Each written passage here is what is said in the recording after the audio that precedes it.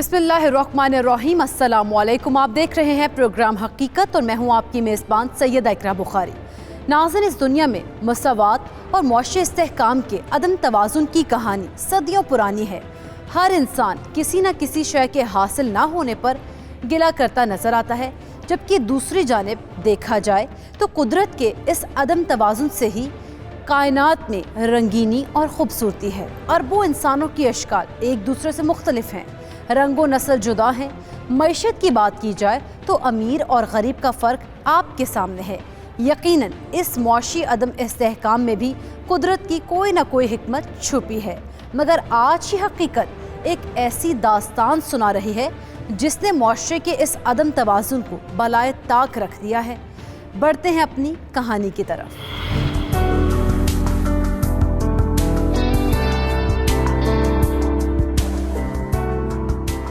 अरे बेटा इशफाक, तू इतना तैयार होके कहाँ जा रहा है? खैर तो है ना? अरे अम्मा, बताया तो था आज मेरे दोस्त हसन का वलीमा है, तो आज उसका वलीमा खाने जा रहा हूँ। अच्छा, तो कहाँ कर रहा है तेरा दोस्त हसन शादी? मेरा मतलब है अपनों में या गैरों में? अम्मा, अपनों में नहीं, गैरों में कर रहा है शादी। अपनों में तो किसी ने मुंह लगाया नहीं उसको, कमाई जो इतनी कम है। बेटा किसने करवाया है उसका रिश्ता? अम्मा बता रहा था कोई रिश्ते कराने वाली है, उसी ने रिश्ता करवाया, तो बात बन गई हसन की। क्या करती है हसन की बीवी? मेरा मतलब है पढ़ी लिखी है या अनपढ़ है? नहीं अम्मा, कुछ नहीं, घर में रहती है, कुछ करती नहीं है। 2-4 जमातें पढ़ी लिखी है। उसके घर वाले भी बहुत कम हैसियत के लोग हैं ना। क्या करें बेचारे लड़की वाले भी, इतनी तो महंगाई है। अम्मा, तू क्यों इतनी जांच पड़ताल कर रही है? सब खैर तो है ना? खैर ही है तो चल जा, अपने दोस्त का वलीमा खा के आ। चल जा। मैं चलता हूँ। कौसर, कौसर। जी अम्मा, क्या बात है? सफाई कर रही थी। कम वक्त तुम्हारी कर लेना बाद में सफाई। बैठ जा, मेरी बात सुन। ठीक है। क्या बात है अम्मा? वैसे है तो तू बड़ी मीसनी, समझ तो गई होगी। मैं ये सोच रही हूँ कि तेरे बड़े भाई की शादी करवा दूं, ताकि मैं भी मरने से पहले अपनी पोते पोतियों के मुंह देख लूं। हाँ अम्मा, तू कर दे उसकी शादी।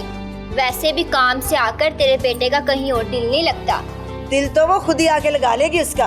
चल ठीक है, तेरा छोटा भाई आता है ना, तो ये काम मैं उसके जिम्मे लगाती हूँ। इसके लिए रिश्ता ढूंढे अच्छा सा। चल अम्मा, तू लगा जिसके जिम्मे जो लगाना है, मुझे सफाई करना। चल ठीक है, जा कर ले सफाई। मैं तो अब अपने बेटे की शादी करके ही दम लूंगी, फिर मैं इसके बारे में भी सोचूंगी।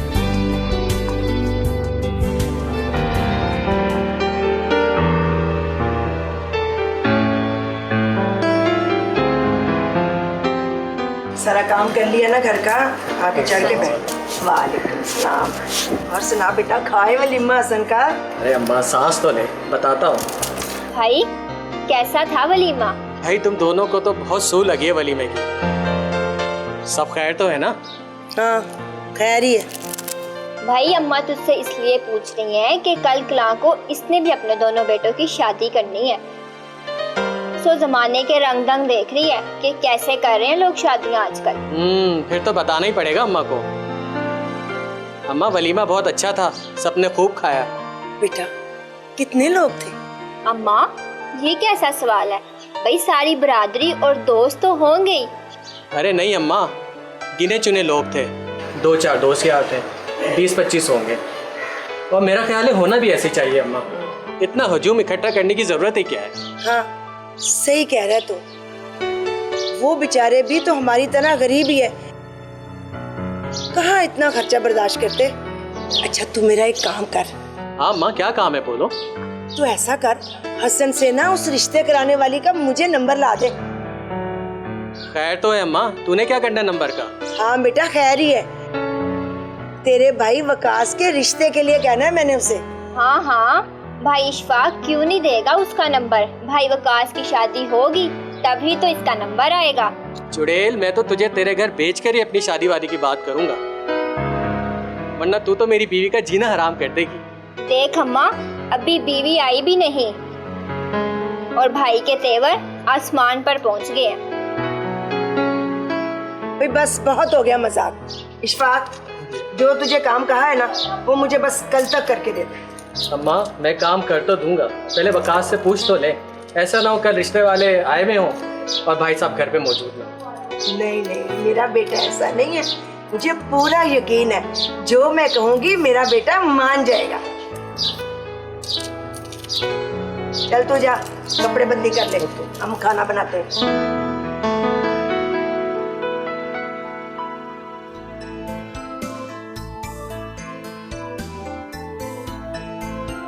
ये ले नंबर मिला और मेरी बात करा, 0 मिला दिया मैंने।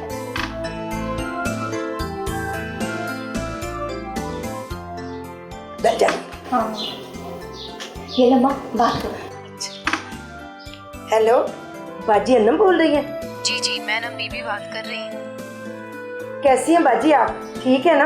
मैं ठीक हूँ, आप कौन बात कर रही हैं? मैं इशफाक की अम्मी बोल रही हूँ, हसन का दोस्त जिसकी शादी आपने कल परसों करवाई थी। हसन, जिसका वलीमा था कल? हाँ जी, मैंने आपसे बात करनी थी जी। मेरा बेटा वकास है, बड़ा ही अच्छा लड़का है, बस उसके लिए कोई सुलझी हुई अच्छी सी लड़की का रिश्ता तलाश कर दे। सुगरा बीबी, रिश्ते तो बहुत हैं, आप बताएं आपको कैसा रिश्ता चाहिए? बस लड़की सुलझी हो, थोड़ी बहुत पढ़ी लिखी हो और बस इज्जत करने वाली हो, और जहेज में हमें कुछ नहीं चाहिए। मैं आपकी बात समझ गई, क्या करता है आपका बेटा? खैर से रंग रोगन का काम करता है, 1000-1200 दिहाड़ी कमा लेता है। चलो सुगरा बीबी, तुम परेशान ना हो, 3-4 रिश्ते हैं मेरे जहन में, मैं इनसे बात करके तुम्हें बताती हूँ। ठीक है जी, खुदा हाफिज। अम्मा आपने तो कमाल करती है, शुक्र है अब हमारे घर में भी भाभी आई। तो और क्या, बस मुझे तो जहेज में कुछ नहीं चाहिए, बस अच्छी सी लड़की चाहिए और तेरे भाई का ख्याल रखे और सुबह उठ के मुझे चाय पानी दे दे, बस इतनी सी डिमांड है मेरी।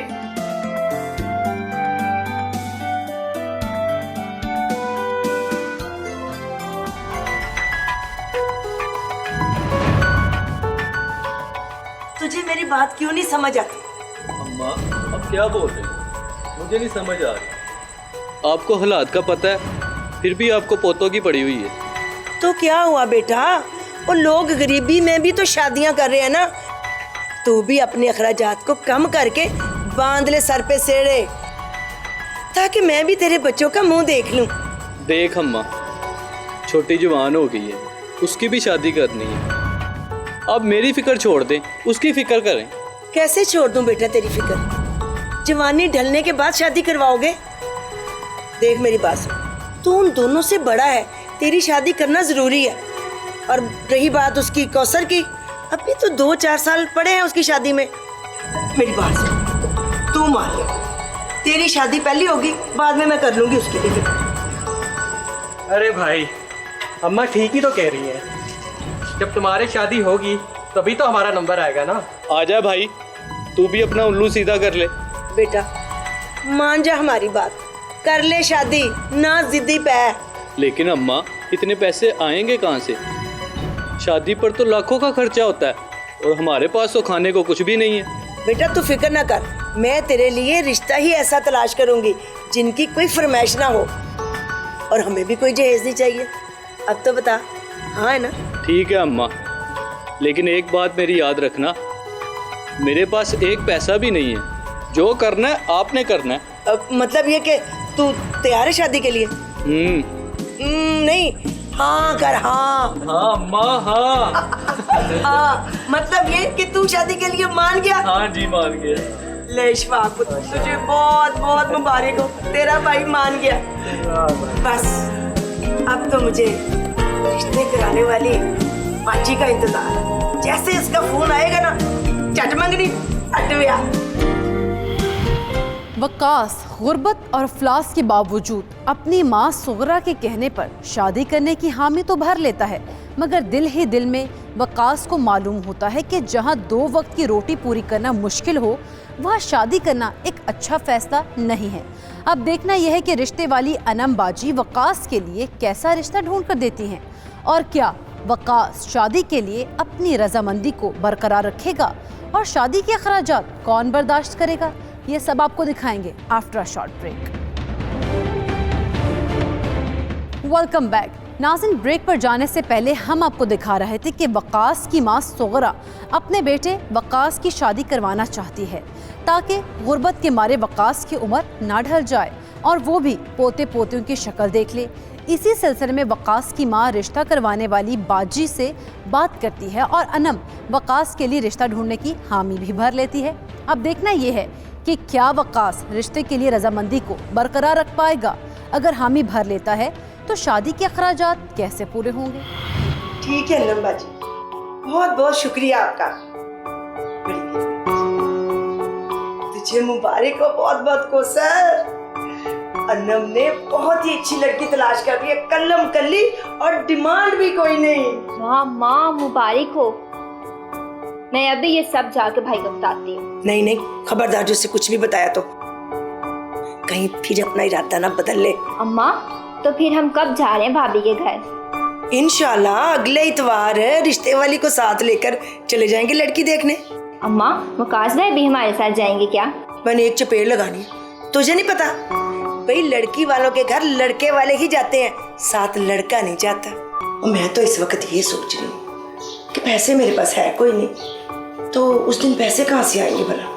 अम्मा, इसकी फिक्र आप नहीं करें, मेरे पास 2-3 हज़ार पड़े हैं, छोटी ईद के संभाल के रखे हैं। उसमें से मिठाई भी आ जाएगी और आने जाने का किराया भी हो जाएगा। शाबाश मेरी बच्ची, तो कितनी किफायतशार है। अम्मा, भाभी को मुंह दिखाई में क्या देंगे? हाय हाय, उसमें से मिठाई भी आ जाएगी और आने जाने का किराया भी हो जाएगा और 500,000 उसके थैली पे भी रख देंगे। बस तो तैयारी कर। ठीक है।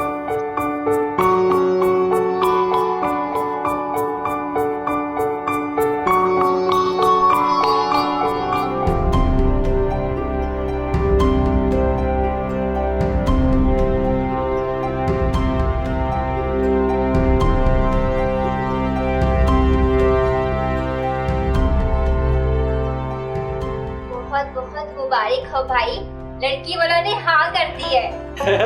देखो तो भाई तो परेशान ही हो गए थे। भैया अब तुम दोनों ना मेरे बेटे को तंग ना करो। अम्मा, यही तो दिन है भाई को तंग करने के। शादी के बाद पता नहीं है हमारे लिए वक्त निकाल पाते भी हैं या नहीं। बेटा, अगले इतवार वो तुम्हें देखने के लिए आ रहे हैं। इंशाल्लाह। देखो भाई, शादी के बाद तुम्हारे बच्चे मुझसे बहुत पिटने वाले हैं, बिल्कुल लिहाज नहीं करूंगा। शादी तो होने दो, तुम तो पहले ही मेरे बच्चों की दुर्गत बना लो। अम्मा, तुम जल्दबाजी कर रही हो। अगली बार लड़की वालों ने आना है, मेरे पास तो फूटी घोड़ी भी नहीं है। कोई बात नहीं बेटा, ये तेरे अब्बा ने मुझे अंगूठी बना के दी थी, ये उनकी आखिरी निशानी है। ये ले, तू इसे बेचकर अपनी जरूरत पूरी कर ले। मुझसे तेरी की जवानी नहीं बेटा देखी जाती, बस मैं चाहती हूँ कि मेरे जीते जी तुम्हारा घर बस जाए। मैं भी कितना बदनसीब हूँ, सारी जिंदगी तो माँ को कुछ बनाकर ना दे सका। रब अम्मा, तूने अपनी ही अंगूठी उतार के दे दी मुझे। मेरी कुल जायदाद तो मेरी औलाद ही है और मैं तेरी ढलती हुई जवानी नहीं देख सकती मेरा बच्चा। अम्मा, ये तो सब ठीक है, मगर इसे बेच कर भी ना शादी के अखराजात पूरे नहीं होंगे। बेटा, तो ऐसा कर कि वो हाशिम साहब है ना तेरे अब्बा के दोस्त, तो उनसे बात कर, कुछ पैसे उधार मांग ले उनसे। अम्मा, मैं तो कहता हूँ जैसे चल रहा चलने दे, शादी 1-1.5 साल बाद कर लेंगे। नहीं नहीं बेटा, अब तो बात भी मैं कर रही हूँ, तू एक दफा हाशिम साहब के पास जा तो सही, बात तो कर। मुझे उम्मीद है वो इनकार नहीं करेंगे। ठीक है अम्मा, मैं तेरे कहने पर कल ही उनके पास जाता हूँ। मैं कहती हूँ ना, मेरा बच्चा मेरी कोई बात नहीं टालता।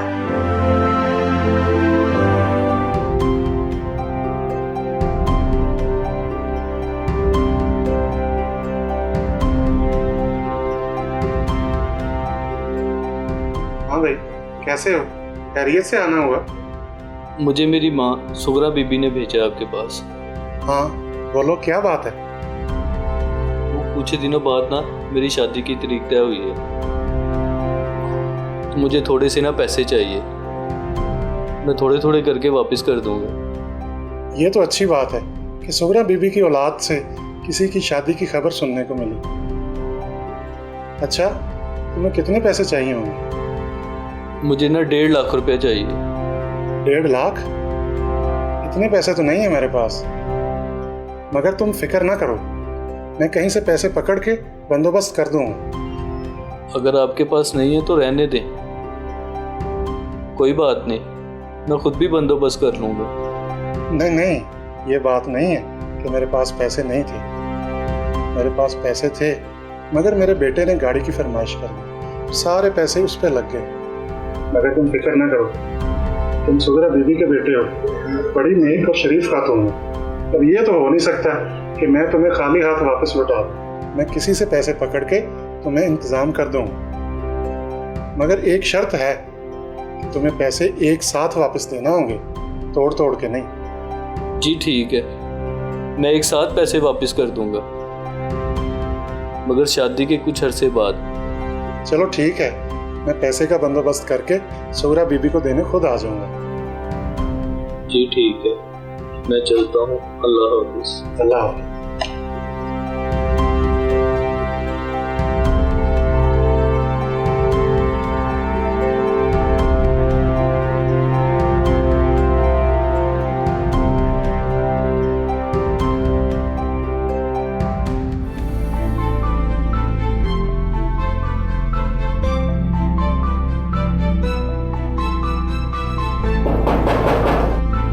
मैं देखता हूँ।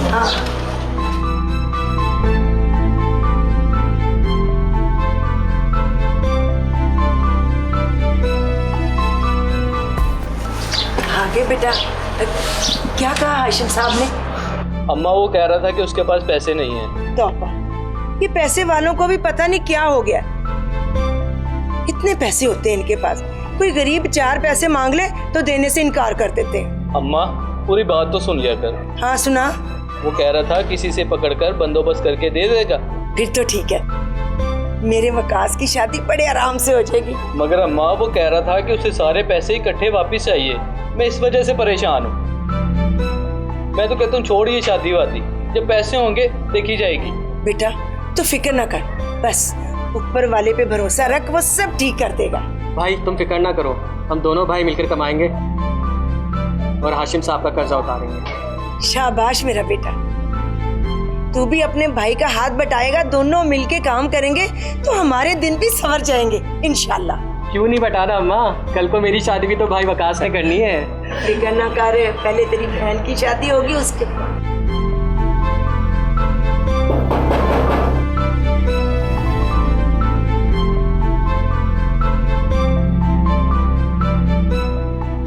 आइए आशिम साहब। अस्सलाम वालेकुम। वालेकुम सलाम। बैठे भाई साहब। सुगरा बीबी मुबारक हो, बेटे का रिश्ता कर रही हो।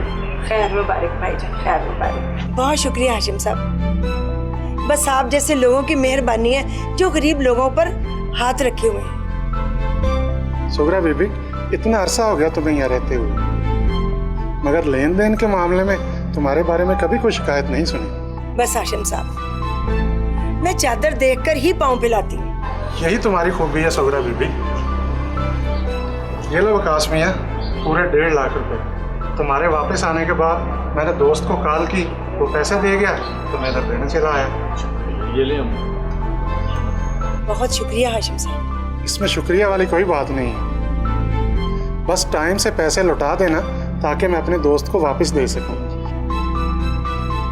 क्योंकि उधार जितनी जल्दी सर से उतर जाए उतना ही अच्छा होता है। जी हाशिम साहब, आप बिल्कुल बेफिक्र हैं, हम कोशिश करेंगे कि वक्त से पहले अदा कर दें। अच्छा मियाँ वकास, सुगरा बीबी मैं चलता हूँ, तुम अपने बेटे की शादी की तैयारियां करो, मेरी तरफ से एडवांस मुबारक हो।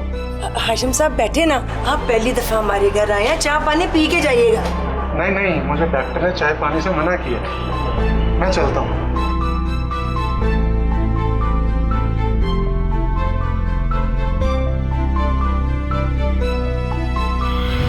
नाज़िन, वक्कास का रिश्ता तय होने के करीब होता है और रिश्ता भी वो अपने ही जैसे गरीब घर में करने का सोचते हैं।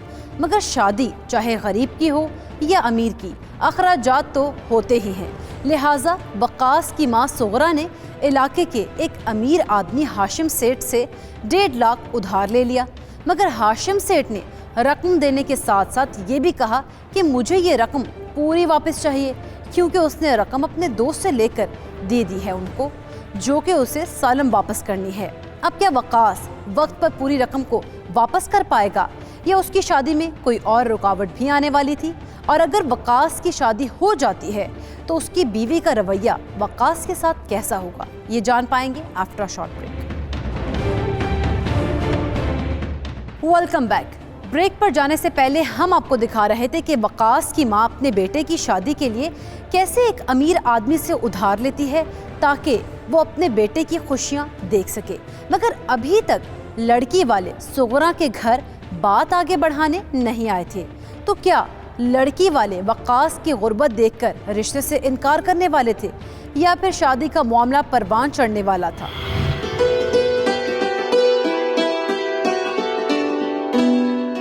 वक्कास, तेरे ससुराल वाले इतने अच्छे हैं कि क्या बताऊं। भाई इतने सलीके से बात कर रहे थे ना जब वो लोग आए थे तुझे देखने। सच कहते हैं ऐसे, वो लोग गरीबी में भी अल्लाह ज़रफ रखते हैं। मेरे ससुराल वाले आए थे तो आपने 15 दिनों के बाद ही मेरी शादी की तारीख तय कर दी।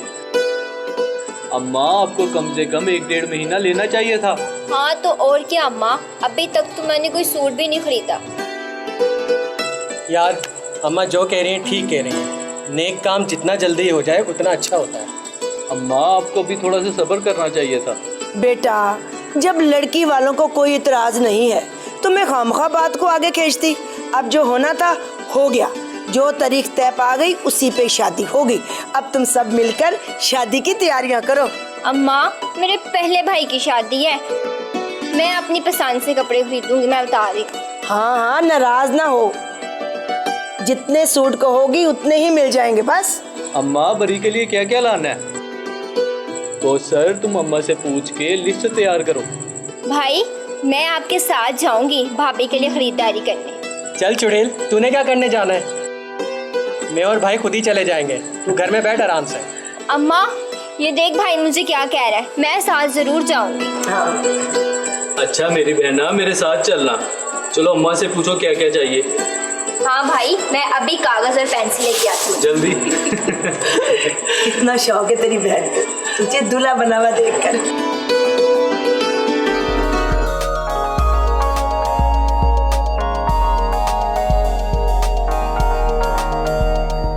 माशाल्लाह माशाल्लाह, कितनी प्यारी लग रही है मेरी बहू।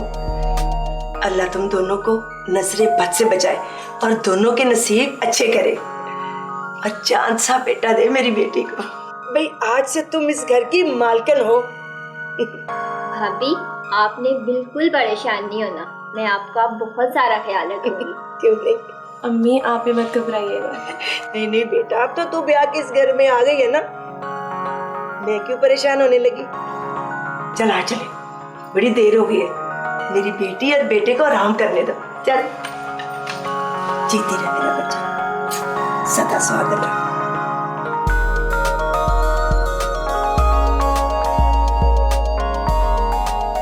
बहुत मुबारक हो आपको। आपको भी बहुत मुबारक हो। मैंने और मेरे घर वालों ने सारी ज़िंदगी गरीबी में गुजार दी, जो कमा लिया वो खा लिया। और मैं तुम्हें इसलिए बता रहा हूँ कि तुम्हारे सामने भी मुश्किलात आ सकती हैं, घबराना नहीं। आप भी मत घबराइएगा, मैं गरीब ज़रूर हूँ मगर मुझे मेरे माँ बाप ने एक बात सिखाई है, गुर्बत में शोहर का साथ देने वाली औरत ही कामयाब औरत है। मैं खुश नसीब हूँ जो मुझे आपकी सोच जैसी बीवी मिली। आपका शुक्रिया। बस अब हमें वादा करना है कि सारी ज़िंदगी दुख सुख एक साथ देखेंगे। आप फिक्र मत करें, आप मुझे ज़िंदगी में हर कदम पे साथ खड़ा पाएंगे।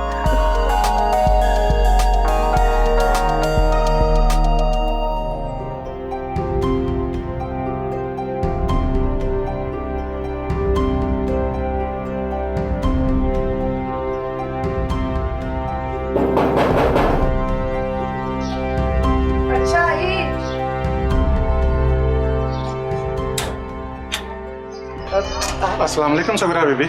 वालेकुम अस्सलाम हाशिम भाई, आ जाए।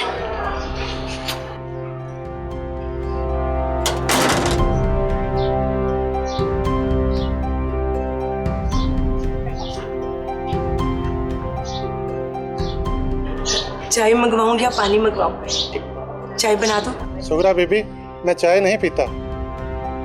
मुझे बताओ मेरे पैसे कब वापस दोगे? तो हाशिम साहब, आपको तो पता ही, 2 महीने हो गए हैं, मेरे दोनों बेटों का कोई काम ही नहीं है, काम बंद पड़ा हुआ है। अब आप ही बताएं कि अभी पैसों का बंदोबस्त कैसे हो सकता है? मैंने वकास को पहले कह दिया था कि मैं पैसे किसी से लेके दे रहा हूँ और मुझे पैसे टाइम पे वापस चाहिए।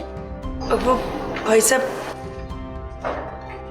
आओ वकास मियाँ, अपनी माँ को बताओ कितनी मुश्किलों से मैंने पैसों का इंतजाम करके तुम्हें पैसे दिए। हाशिम साहब, मुझे थोड़ा सा और वक्त चाहिए। क्या मतलब वक्त चाहिए? शादी गुजरे 2 माह हो गए। मैंने किसी से पैसे पकड़ के दिए थे, वो आए रोज मुझे फोन करता है। हाशिम साहब, थोड़ी सी मेहरबानी और फरमा दे, हमें कुछ वक्त दे दे, हम आहिस्ता आहिस्ता करके पैसे आपके लौटा देंगे। मेरे दोनों लड़कों का काम बंद है। क्या मतलब थोड़े करके? मुझे मेरे पैसे इकट्ठे चाहिए। मैं अपने दोस्त से मजीद जलील नहीं हो सकता। तो बीबी, कल तक मुझे मेरे पैसे वापस मिल जाने चाहिए। हाशिम साहब, आप हमारी माँ से इस लहजे में बात नहीं कर सकते। आपके पैसे आपको जल्द मिल जाएंगे। तुम होते कौन हो मुझे समझाने वाले घटिया आदमी? जाओ जाके पैसे कमाओ और मेरे पैसे वापस करो। देखें हाशिम साहब, मुझे नहीं पता आप लोगों के दरमियान में क्या मामला है, पर अभी हमारे हालात ऐसे नहीं है कि हम आपका कर्ज फौरी उतार सकें। तुमने ठीक कहा लड़की, तुम अगर चाहो तो पैसे मुआफ भी हो सकते हैं। ज़बान संभाल कर बात करें हाशिम साहब, आपको आपके पैसे मिल जाएंगे, जाएं आप। तो कैसे लोग हो? एक तो मेरे पैसे वापस नहीं करते, ऊपर से तरह तरह की बातें करते हो। देखो बीबी, कल तक मुझे पैसे मेरे मिल जाने चाहिए, वरना तुम सब लोगों को पुलिस के हवाले कर दूंगा।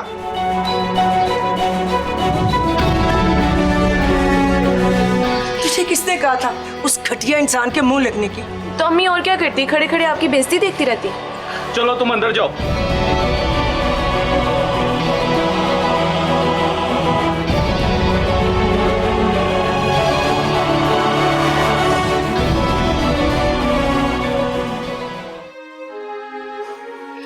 आपने मुझे पहले क्यों नहीं बताया कि आपने शादी के लिए पैसे उधार पकड़े हैं?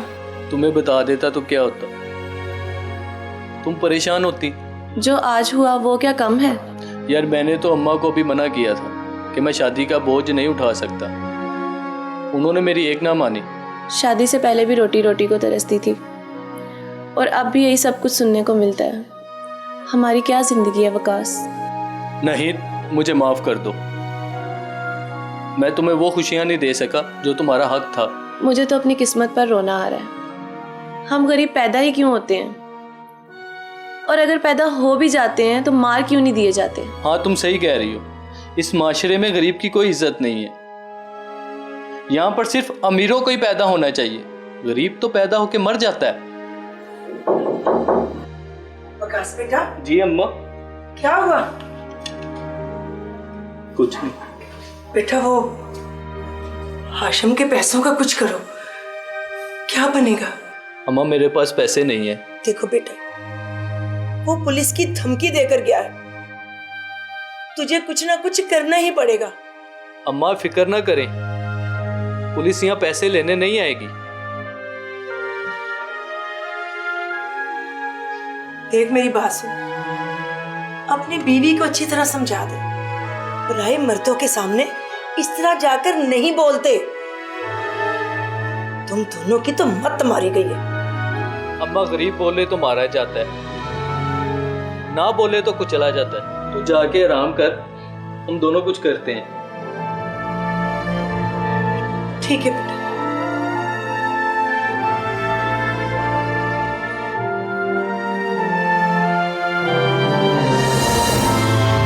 नाज़रीन, वकास की नाहीद से शादी के 2 माह बाद ही हाशिम सेठ उनके घर आ पहुंचा था और उसने अपने 1.5 लाख रुपए की वापसी का मुतालबा भी किया था, जो कि वकास की शादी पर उधार लिए गए थे। वकास और उसके भाई इशफाक का काम भी बंद पड़ा था। उनकी जेब में फूटी कोड़ी भी नहीं थी। हाशिम सेठ ने वकास की बीवी नाहीद से बदतमीजी भी की, जिस पर वकास का भाई इशफाक और माँ सुगरा हाशिम सेठ को झाड़ पिला देते हैं और हाशिम सेठ सुगरा और वकास को पुलिस की धमकी देकर चला गया था, जबकि इशफाक ने हाशिम सेठ को पैसे वापस लौटाने की हामी भी भर ली थी। सुगरा के घर का माहौल बहुत परेशान कुन हो गया था। अब ऐसा क्या होने वाला था जिससे सुगरा के घर में कोहराम मचने वाला था, दिखाएंगे आफ्टर शॉर्ट ब्रेक।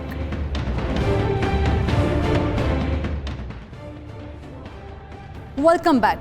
नाज़रीन, जैसे कि सुगरा और वकास ने हाशिम सेठ से जो 1.5 लाख का कर्ज लिया था ताकि वकास की शादी के खर्चात उठाए जा सके, हाशिम सेठ ने वकास की शादी के 2 माह बाद ही उन पैसों की वापसी का मुतालबा कर दिया।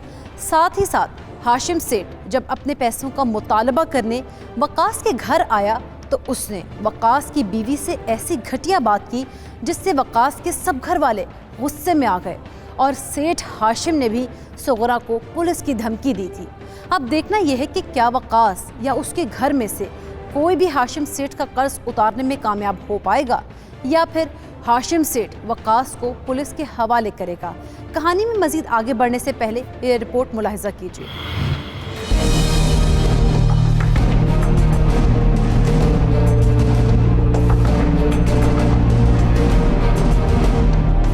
दीपालपुर के नवाही गांव बसीरपुर में जहरीली गोलियां खाने से 3 अफराद जाँ बहक हो गए। अफसोसनाक वाकया कर्ज की अदम अदायगी पर पेश आया। पुलिस की इब्तदाई तहकीकात के मुताबिक वकास की शादी वालिदैन ने कर्ज लेकर की थी, जिसकी अदम अदायगी पर दिलबर्दाश्ता होकर जहरीली गोलियां खा ली। नौब्याती दुल्हन नाहीद समेत 3 अफराद ने जिंदगी का खात्मा कर लिया। जाँ बहक होने वालों में नाहीद, इशफाक और वकास शामिल हैं, जबकि डीएसपी सर्कल आबिद हुसैन जफर और एसएचओ राना अरसलान अजीम जोया मकामी पुलिस के हमरा मौके पर पहुंचकर मजीद तहकीकात कर रहे हैं।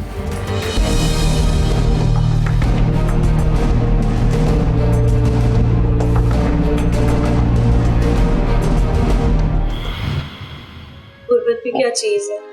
गरीब इंसान सारी जिंदगी अपनी ख्वाहिशात तो क्या जरूरियात भी पूरी नहीं कर पाता।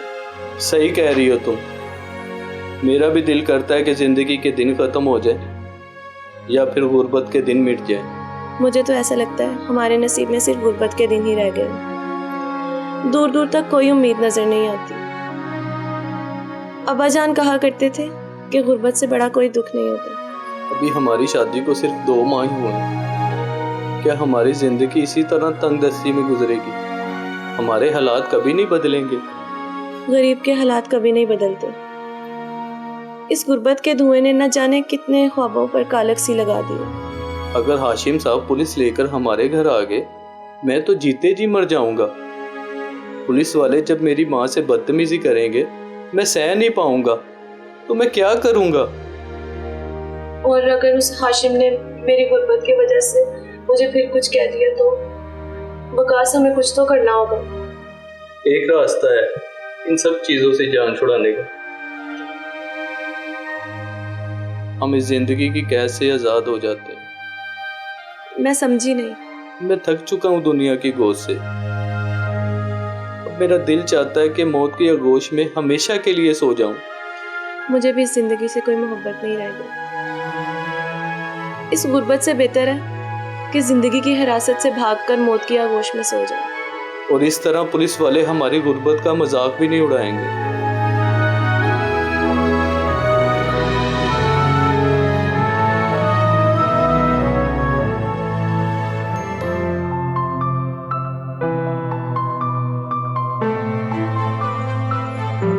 वकास भाई, मैं अंदर आ जाऊं? भाभी जी, वकास भाई कहाँ गुम हो? भाभी जी, वकास भाई, वकास भाई,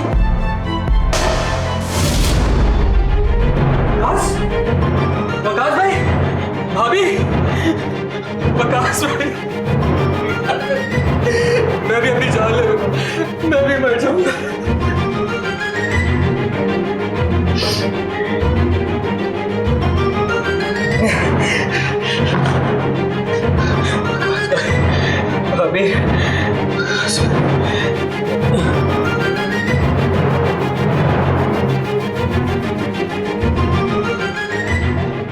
हाय, एक तो ये हाशिम ने हमें बड़ा तंग किया हुआ है।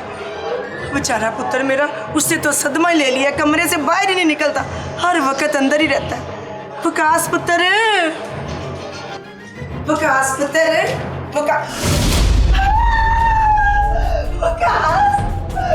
विकास मेरे बच्चे, ये क्या हो गया तुम दोनों? क्या बोला? नहीं मेरे बच्चे, तुम लोग बोल क्यों नहीं रहे?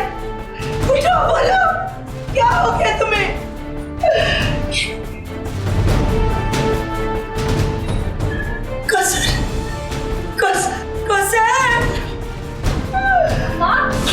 मम्मा ये क्या है? भाई भाभी उठ क्यों नहीं रही? हाय कौसर, ये अब कभी नहीं बोलेंगे। चले गए इस दुनिया से। हाय मेरे बच्चे, और तुम्हारी जगह पे मैं क्यों नहीं मर गई?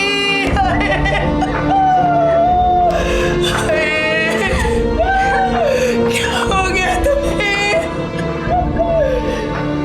गुरबत खा गई मेरे बच्चों को। किसके पास जाऊं, किसको जाके प्रयास करूं, कौन करेगा इंसाफ? अल्लाह, हम गरीबों का तो तू ही इंसाफ करने वाला है।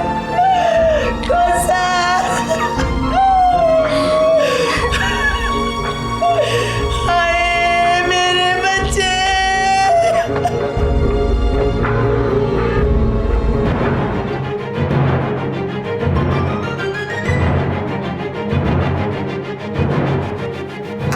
दरवाजा खोलो, दरवाजा खोलो, दरवाजा खोलो, दरवाजा खोलो। जाओ सर, देख बार कौन है? लगता है हाशिम आया है कुछ लोगों को लेके। नहीं पुत्र, ये हाशिम नहीं है, ये अमीरी है जो गरीबी का मजाक उड़ाने आई है। ये अमीरी है, गरीबों का मजाक उड़ाने आई है। दरवाजा खोलो। लगता है इस तरह नहीं खोलेंगे, दरवाजा तोड़ दो।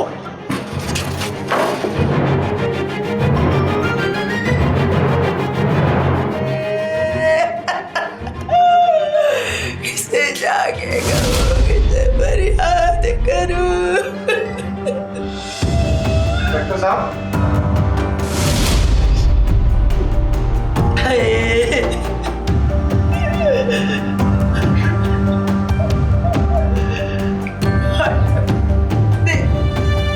ये देख मेरे बच्चे, तेरे पैसे तो नहीं वापस कर सके, मेरे सामने अपनी जाने दे दी, जाने दे दी अपनी, कुर्बान हो गए मेरे बच्चे गुर्बत में। अल्लाह, अफसोस सद अफसोस, हमारे माशरे में एक अमीर आदमी अपने से कम हैसियत वाले लोगों पर इतना प्रेशर डालता है कि एक ही घर के 3 अफराद अपने ही हाथ से ज़िंदगी की शमा बुझा देते हैं। क्या ही अच्छा होता अगर वक्कास को हाशिम सेठ मोहलत दे देता कि वो आराम से कर्ज उतार ले, तो आज 3 जिंदगियां बच जाती।